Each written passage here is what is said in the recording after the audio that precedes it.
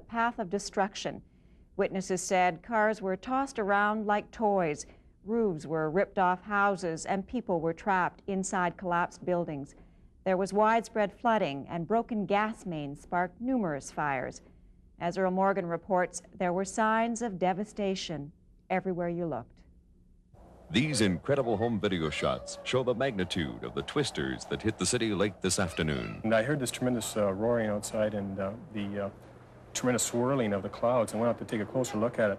And I became quite alarmed when I noticed that they were turning in that counterclockwise fashion. And then just shortly as I was looking at that, my wife came in the door and she was quite frantic and said that there was some disaster coming up. The sound and the whole spectrum.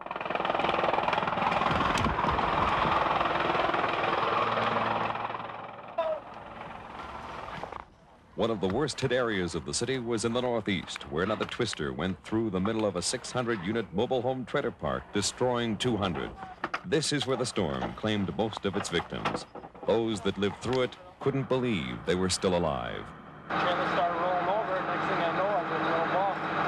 So I crawled out of it. I looked around and nothing left. A makeshift hospital was set up in the supermarket at a local neighborhood mall as medics performed emergency first aid to patch up cuts and broken bones of the survivors. Others were airlifted to various hospitals in the city. More are missing in the northern part of the city as residents rushed home from work to find their homes had been leveled by the severe high winds. This is my home. What do you do now? That's a good question. I don't know what I do now. Ronnie found Cody out here wherever his trailer is. Is that right? Yes, so she said that Ronnie started screaming and freaking out, and he started yelling to Cody, and he seen 2 feet sticking out, and he cleared a bunch of stuff, and he pulled them out. This used to be my living room. This is what's left of my living room. At the height of the storm, hailstones the size of softballs fell. Major freeways and roads throughout the area were flooded and closed to all traffic, trapping some motorists and frustrating the efforts of emergency crews trying desperately to get to the stricken areas.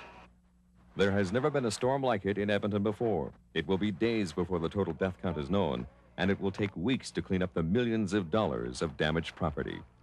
Earl Morgan, CTV News, Edmonton.